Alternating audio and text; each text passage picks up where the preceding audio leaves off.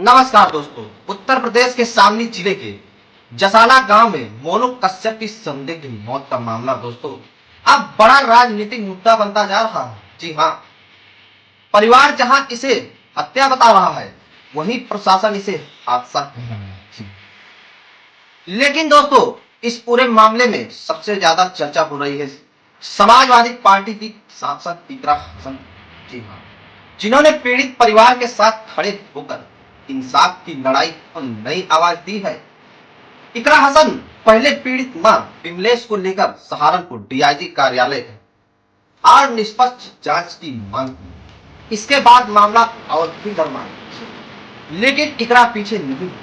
रातों रात वह पीड़ित परिवार को लेकर लखनऊ पहुंची और समाजवादी पार्टी के राष्ट्रीय अध्यक्ष अखिलेश यादव से मुलाकात की। अखिलेश यादव ने परिवार को 2 लाख रुपए की आर्थिक मदद दी और भरोसा दिलाया कि समाजवादी पार्टी हर हाल में न्याय की लड़ाई लड़ेगी। जी, यही वजह है दोस्तों कि अब इस पूरे मामले को सपा सीधे जनता और इंसाफ से जोड़ रही है। मैं धन्यवाद देना चाहती हूँ हमारे बीच में जो 4-5 परिवार, जो शोकाकुल परिवार है, जिन्होंने हमारे बीच में आने का काम किया। आना हमें था आपके पास, लेकिन पुलिस प्रशासन नहीं चाहता कि समाजवादी लोग अपने लोगों के बीच में जाएं, उनकी कुछ पीड़ा सुन सके, उनकी मदद कर सके। तो इसलिए हमें मजबूरन आपको यहाँ बुलाना पड़ा। आप हमारे बीच में आए, आपका हम तहे दिल से धन्यवाद करते हैं। और ये 12 तारीख को हमें आपके पास जाना था, तब से हम इसी इंतजार में हैं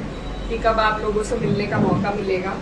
और ये जो कुछ घटनाएं हुई हैं, एक जो स्वर्गीय धूम सिंह जी की जो हृदय गति रुकने से जिस तरीके से उन्होंने अपनी सेवा दी बीएलओ के काम में, और उसके बाद कैसे रोड जब बंद था, वैसे तो हमेशा हमारे प्रधानमंत्री जी दिखाते हैं कि एम्बुलेंस गुजर रही है साथ से, लेकिन वो सिर्फ दिखावा है। उसी दिन इनकी हृदय गति रुकने से मौत हुई।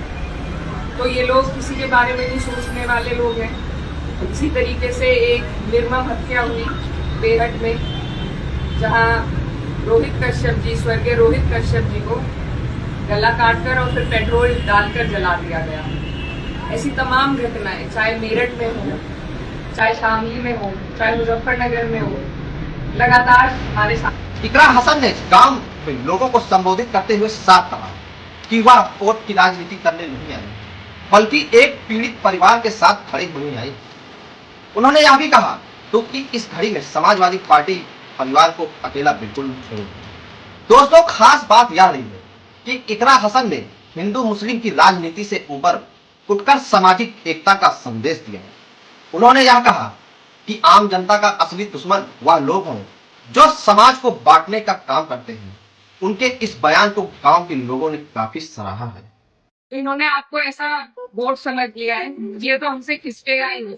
इन्हें तो कुछ भी कर लो, बाद में हम आके हिंदू मुस्लिम कर देंगे और बात बराबर हो जाएगी। तो जो काम मुख्यमंत्री को करना चाहिए था, जो काम सरकार को करना चाहिए था, वो काम आपके हमारे नेता माननीय अखिलेश यादव जी ने किया है। और मैं इसीलिए उनका तहे दिल से धन्यवाद देना चाहती हूँ।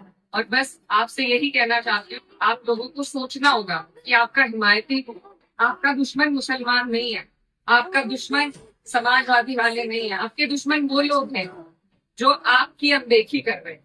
और ये बात आपको समझनी पड़ेगी। हमारा घर आपके लिए खुला है, समाजवादी का द्वार आपके लिए खुला है हमेशा। और बस हम आपके ग्रुप में आपको सिर्फ सहानुभूति दे सकते हैं। बाकी जो भी हमारे लायक बात है, जो भी लीगल लड़ाई लड़ने की बात है, तो आप हमें जरूर याद कीजिएगा। जैसे हम आज खड़े हैं, ऐसे ही आपके लिए खड़े रहेंगे। आप हमारे बीच में आए।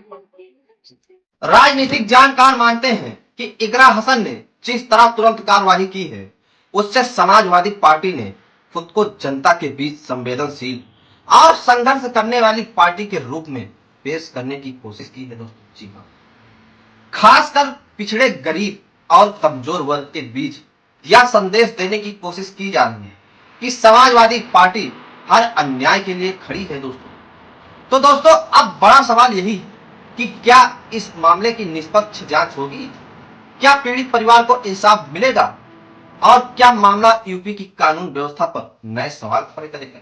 जी, फिलहाल राजनीति तेज और नजरें जांच पर तो दी।